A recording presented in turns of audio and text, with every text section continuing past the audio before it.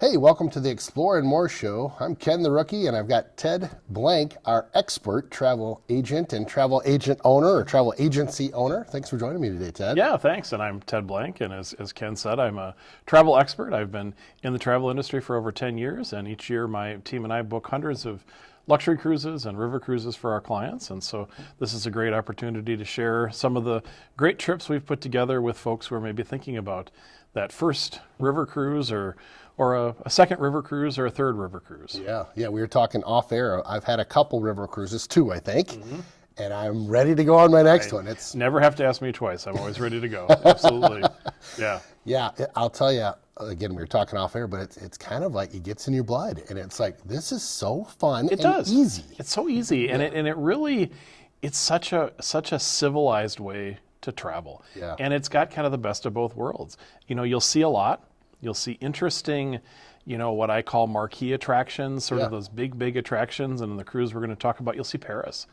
But you're also going to go to some small towns that are, a couple streets wide and see some things that a lot of tourists don't get to see. So you get a nice blend of that in a luxury river cruise, and you don't have to pack and unpack. I love that. Which really makes a difference. I mean, it's amazing how you can go through a vacation, Yeah. go to a lot of places and have the same, sort of the same boutique floating hotel you can go back to, and that just makes a huge difference. Another thing I thought of about not just the pack and unpack, but having a bed that's consistent. That's true. For me, as That's I get true. older, Yeah, you get used to the changing pillows. beds Yeah, and pillows, it's like, I'm never getting a good night's sleep. exactly. And there was something about the Ama that we went on that was just like, oh, this is just really nice bed, super comfortable. And the staff on river cruises are great. Yes. They take really good care of you, and they know the destination. Yeah. So on river cruises, maybe if you've been on an ocean cruise before, you're used to oftentimes purchasing shore excursions. But on a river cruise, those are all going to be included in the price. And some cruise lines include one excursion in a port. Others include a choice of several. And I think when you have that choice, you can do different things. One day you might go to a museum, the next day you might go to a bike ride, the next day you might go to a wine tasting. Yeah. And so it's nice because you can, shake it up a little bit and do some different things on the same trip. And, you and your traveling companion don't have to do the same things either the same day. Right. So, I didn't even think about that. Well, take us on our journey today. I think we're in Paris. Is that where we're going to start? Yeah, so we're actually going to look at, I think, a real kind of hidden gem in river cruising, and that's the Seine River in Paris. And it is in France, it's one of the largest rivers in Europe. And it basically flows from Paris through the countryside of Normandy to the sea. So it has Paris, certainly as a highlight. But for a lot of folks, having the opportunity to see the D-Day landing beaches is something that's really, kind of a bucket list experience that they want to do. And so this cruise is a great way to do that. You'll have an entire day to explore the D-Day landing beaches with an expert guide. The guide we had the last time I was there, his grandmother had been in the French Resistance. And so it was really, really interesting to hear those stories. And, he heard them from her, at her feet when he was a child. So we really got an interesting insight into this really, we kind of maybe use the word game changer a little bit too much, but that day, June 6, 1944, really was a game changer for the world. And so to see it and to understand it and to appreciate, I think, is one of the highlights of this cruise. But as they say, there's also so much more. Yeah, that's awesome. And I'm a big fan of history and specifically that World War II kind of era, if you will. Is there still some relics or remnants on that beach area? Oh, absolutely. There are. Okay. Absolutely. Wow. Absolutely. Yeah, and the cemeteries are certainly interesting to see, very, very moving. There are some really well done museums. And you'll come away with quite, I think, a in-depth and a very different appreciation for what took place than you would have maybe seen in a movie or read in a book. Yeah, I automatically go to Saving Private Ryan, which was first time I saw that movie. I think I was tearing up at some of those first opening scenes. It's pretty. Very, very. Very, very, very violent day. And I think there's another movie that's a little older called The Longest Day. Oh, sure. It's also a book, and that's a very historically accurate book. And so if this cruise is on your list, and we will put the details of this cruise down in the description below. But if this cruise is on your list, I really recommend you watch that movie. I mean, it's got John Wayne, and so how can you go wrong? But it's a great book as well that really gives you the history of this area. Wow, that's awesome. So we start in Paris. Yeah, so this is a cruise that's typical of river cruises. It's a one-way cruise. And so the cruise will start in Paris, and at the end of the cruise, you'll be about 200 miles away in the city of Le Havre. And so Paris, the ship docks a long stone's throw from the Eiffel Tower. And so, in fact, if you saw some of the opening ceremonies of the Olympics where all the athletes were floating on the boats down the Seine River, they floated right by where the river cruise ships will dock. And the cruise line has a pre-cruise program in Paris. So you could go in a couple days beforehand and have kind of an opportunity to sightsee in Paris a little bit. Again, see some of the big attractions, but also some of the off-the-beaten-path ones. And then the ship spends the first night of the cruise docked in Paris. And they do something that I think is kind of one of those almost those champagne toast moments of a vacation. And the ship leaves the dock and it sails a little ways up the Seine River to kind of the foot of the Eiffel Tower. And at 10 o'clock, all the lights on the Eiffel Tower turn on. It starts to sparkle. I mean, it's almost like watching, an electrical storm of light. There's so much light. And you get to watch that from the deck of your ship, and they'll come by and hand out champagne, and it's just a neat thing. I can see the cameras in the air. I know, right exactly.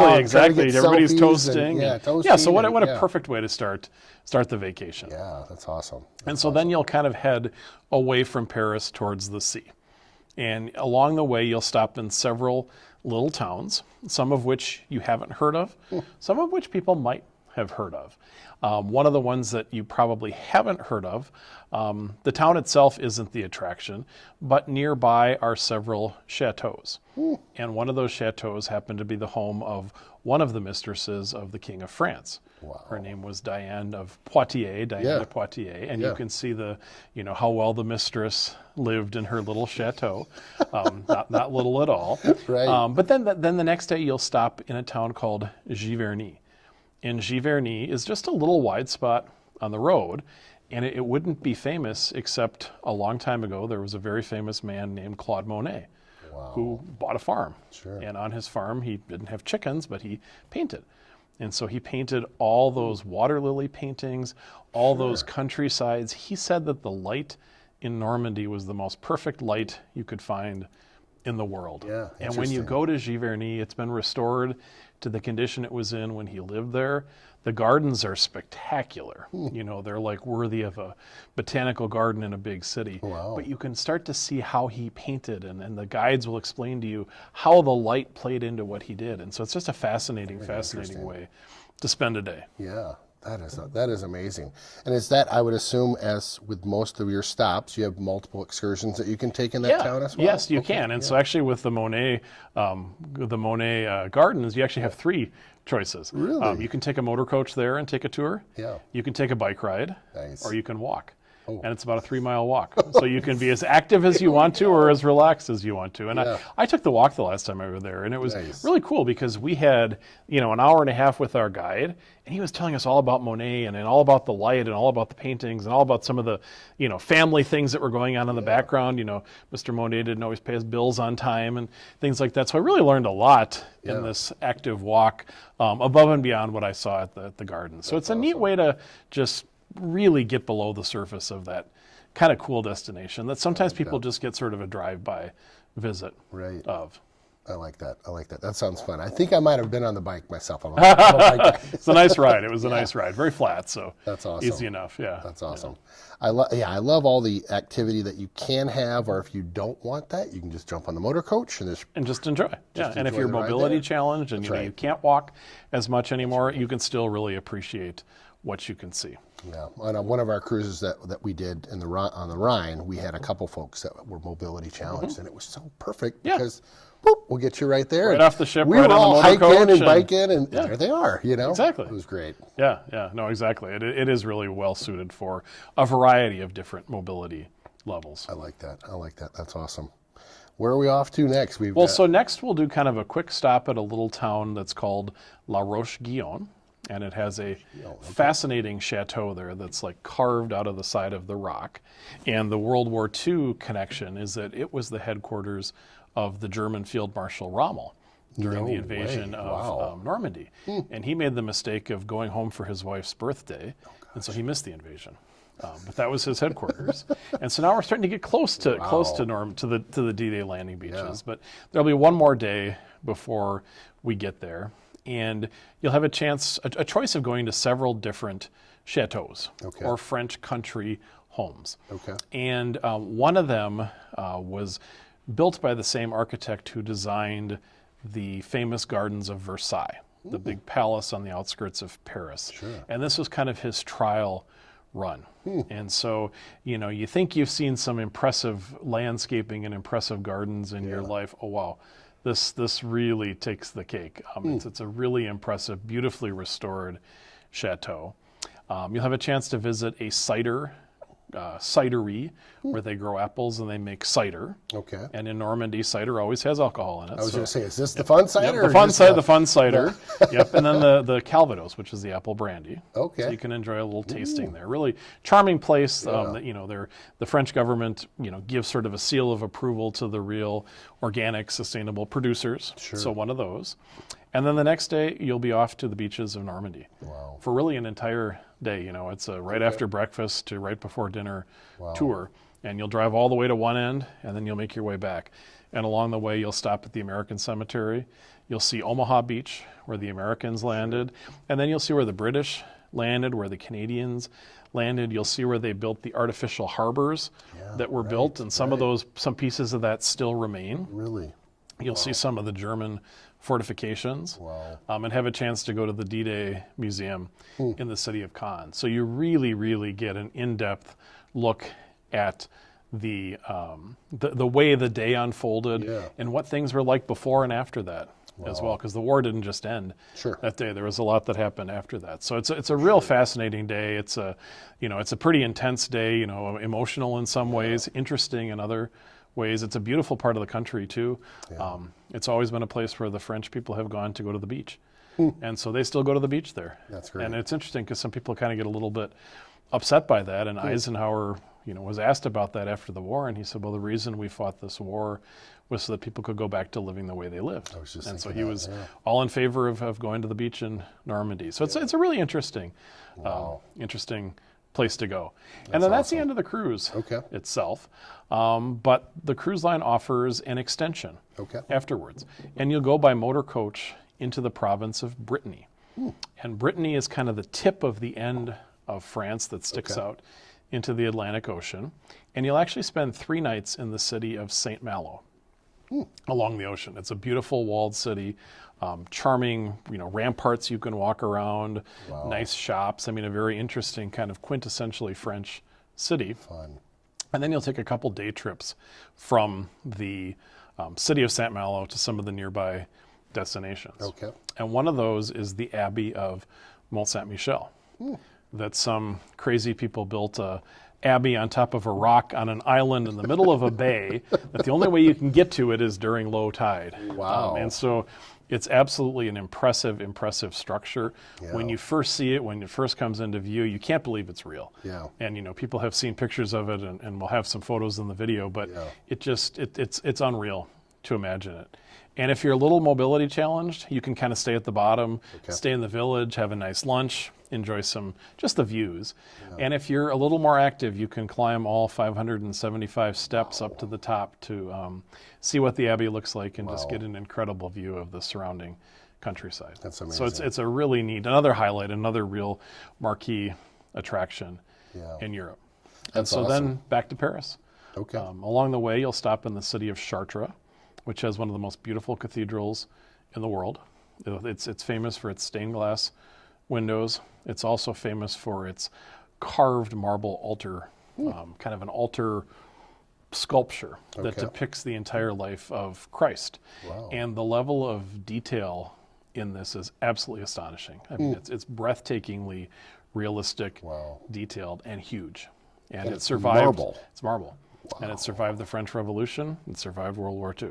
So it's really an impressive sight to see. And so then back to Paris and back home, unfortunately. So this all sounds kind of complicated if I'm going to book it, to be honest with you. How does Ted Blank Luxury Travel, how do you make it easy for us? Yeah, so I think one of the key things that we do with our clients and folks who are interested in working with us is we want to listen. to them. And so we'll set up an appointment to have a conversation about their interests and what they can and can't do. You know, if mobility is an issue, we'll have an honest conversation about that. And there are many cruise lines that do this itinerary or something very, very similar. And so we want to get to know you so we can match you up with the right cruise experience for you. And that might be different for me, it might be different from you, it might be different for someone else. And then we're going to put together everything for you. The logistics of your flights, your transfers, travel insurance, helping you choose which activities you want to do so that when you get on that plane to fly overseas, you don't have to think about anything. You can just enjoy the trip, you can be in the present, appreciate the experience, and not have the stress of what am I going to do next or where am I going. We've taken care of all that for you. That's awesome. That's awesome. When I think of like going on my own, using a travel agent, I always think there's a myth that I'm paying extra with a travel agent. Absolutely. Am I paying extra with a travel agent, and what am I getting? Yeah, no, you're paying the same price with a travel agent as you'd pay it if you picked up the phone and called the cruise line. It's amazing. I've heard that before, and I threw people this don't believe it, curveball but at it's you here, true. but I'm like, It's absolutely true. it's nuts. There's no extra payment. There's no extra payment. And really the difference is, you know, are you a DIYer or do you want to have somebody help you put it together? And I don't know about you, but I've had some DIY bathrooms and things like that in my past, and we almost always end up having to call in an expert anyway to get things done correctly. So why not just cut to the chase and get it done right away? And as you said, there's no additional cost to using a travel expert. And you get all this extra. Absolutely. It's great. And we can help you figure out what's right for you. And I think that's really, really critical because you know you can look at the internet and there's a lot of information out there. You can watch kind of the DIY videos on YouTube and, you know, again, a lot of information out there. Some of it's probably true. Some of it might not be applicable to you. And so to have somebody who does this, you know, we book 100, 200 river cruises a year. We know this stuff. And not just the cruise itself, but how things work in the back end so that you're not caught with a surprise, you know, 2 weeks before you go or something like that. You know, we've worked all that through so that it happens seamlessly and you'll be able to be there to be present and to be able to enjoy that experience. I've heard my wife, who works with your crew, talking to folks, and in the background I hear things that for me, you just don't know what you don't know. No. And as a travel rookie, I'm like, oh, I hadn't even heard of that. And it was different things that she was kind of going through to make sure they're all set. And it was just those little things that if you didn't know it. A lot of pitfalls. Like, ooh, uh-oh. You know, absolutely. Booking things yourself, just like doing your own bathroom, is full of pitfalls for the unwary. And I think, you know, folks have a better experience when they have somebody who's got their back. For sure. Yeah, the value you guys bring to the equation is huge. Well, thanks as always for joining me on the show today. It's been a great one. Again, Ted Blank, our expert, and Ken Conan, the rookie. This is the Explore and More show. Thanks for tuning in to